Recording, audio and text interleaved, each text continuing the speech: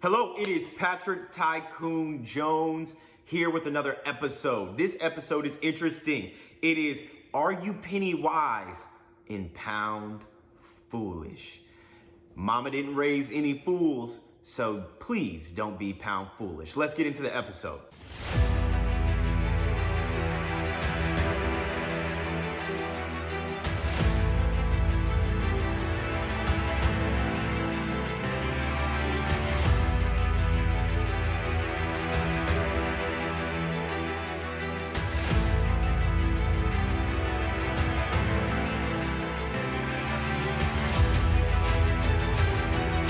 Hello, it is Patrick Tycoon Jones here today with another episode.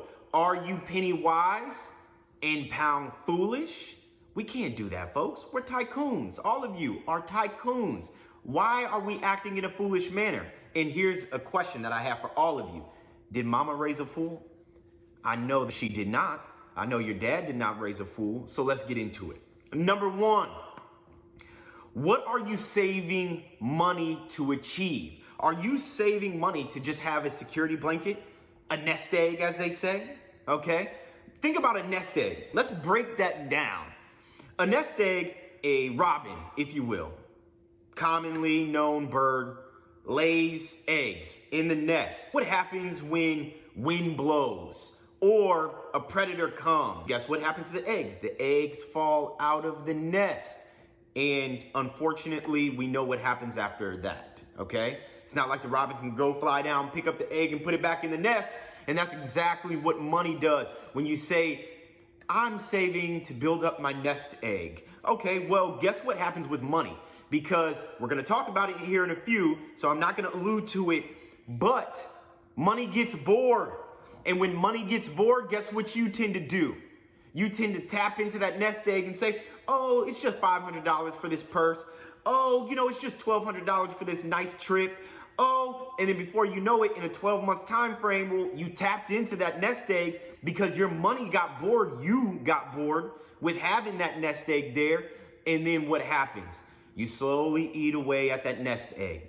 So what are you trying to do with the money in that nest egg? You need to go out and buy assets, period. Assets that are going to pay you back. Because if you have a tangible fixed asset like a property, then guess what happens, folks? That property is going to increase in value, and then you can rent it out and you can make yourself money. And then, oh, by the way, that is good debt. And what happens with good debt? Well, that debt is then getting paid down by the people who rent from you. So if you guys are scared to have a commitment, which a lot of people are scared to have a commitment, and go buy a house, well, go buy a property so someone else can pay off your commitment, your loan, and now you're building equity, you're building your net worth, right, and your net value, and then guess what happens? It's a trickle-down effect. Credit scores tend to go up, and if credit scores go up, you can now leverage yourself, and oh, by the way, that property is a positive asset. That positive asset you can tap into. You can have a credit line on that. If you want to take out your profits, you can do that and go buy another property. Why do I know all that? Because I've done it and doing it, period.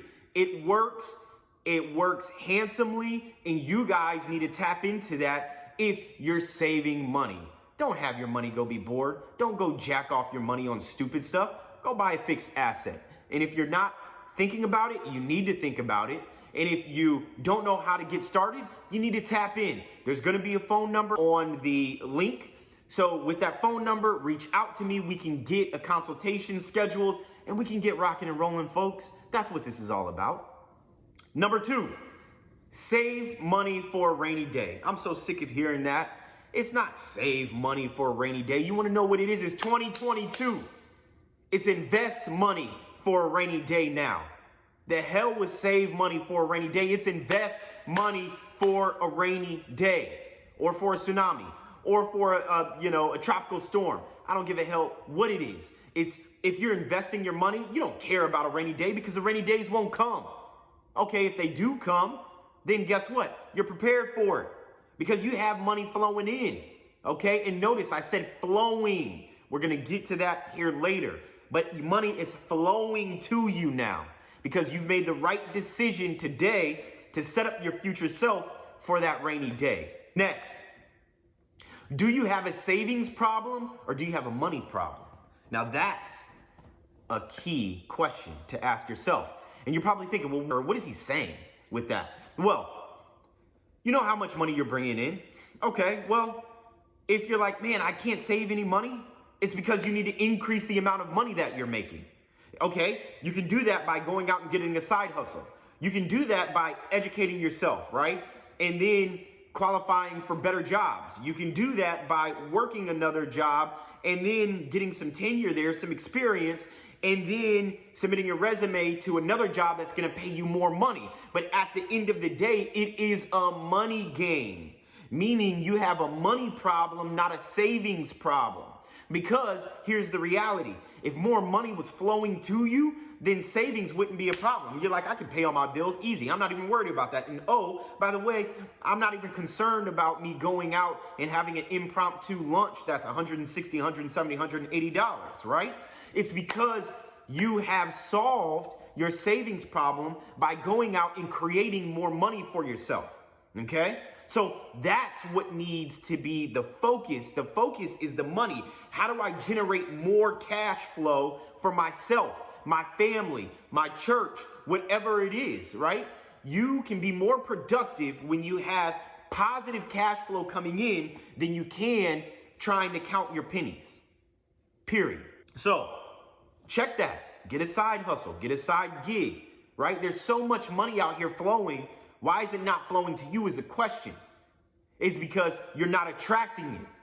Why? Because you're not searching, you're not focused on money.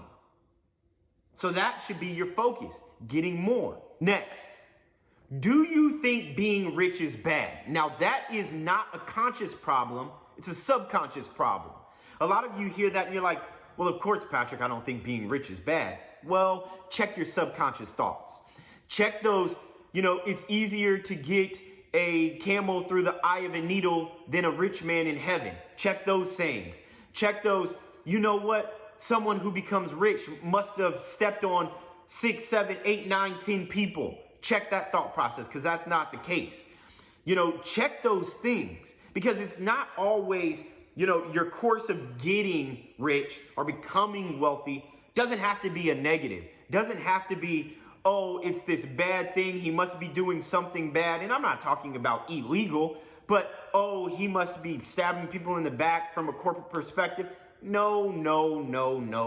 Throw all of those sayings in the garbage and tap into positive frequency and positive vibrations and tap into other people who are going to be talking about wealth, who are going to be doing, not just talking about it, but doing, going out there and getting the wealth.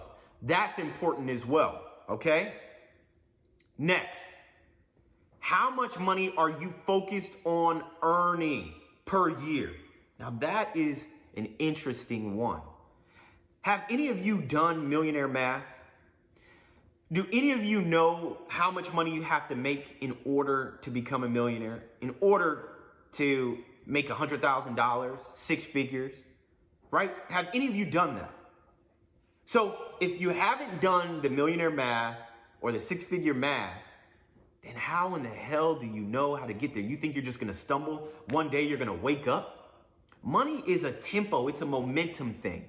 It's an energy thing, right? That's what it is.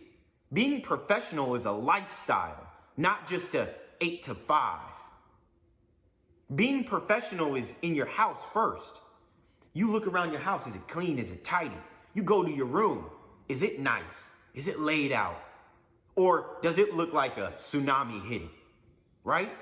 What does your lifestyle say about you? Because the reason behind that is the lifestyle is the energy source. The energy that you put out is the energy that you get back. So if you don't see yourself as a professional that's making hundreds of thousands or millions of dollars, then guess what you're not gonna get? You're not gonna get hundreds of thousands or $1 million because you don't even carry yourself like that. And they always say, and this is true, money knows money. Period. Money can look at money and say, okay, yeah. She's money, he's money. But money can't look at someone who doesn't even think that about themselves and say, and identify with that individual. There might be some resemblance. Oh, this person reminds me of myself when I was younger. But if you haven't tapped into the frequency, then you're not about it. Okay? So pick up some books. Think and Grow Rich. That's a phenomenal book. Start there. The Secret. Start there. Pick up some books.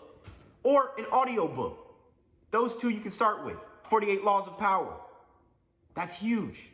Those 3 books right there, if you read those, will give you a whole new mindset. Okay? Next, are you trading time for money? What does that mean? Do you have an hourly job where you're trading your hours to do some things for currency in return? That's trading time for money. Or are you making money while you sleep? Or are you putting content out there where you're getting paid based on views? Or do you have a service, okay, that you are offering, right, where you can double, triple, quadruple the money that you're making? All right, it's all about the perspective. And you also need to identify what is it that you're good at that you can bring to the marketplace that you can monetize. And then just make sure it can scale, okay? If it can scale, you can monetize, then you can quadruple your earning, okay? So that's another thing. Are you trading your time for money? And if you are, you need to get out of that business and you need to shift the business that you're in, the thought process that you're in. You need to shift those things, okay? And folks, those are 7 things of are you penny wise and pound foolish? And that concludes the episode. And you know what I always say, folks, lock in with me because you know I'm locked in with you. Please share this with someone who needs the Tycoon knowledge because I know there's millions of people out there that need this particular episode, okay, to course correct where they're going. Until we meet again, folks, thank you and take care.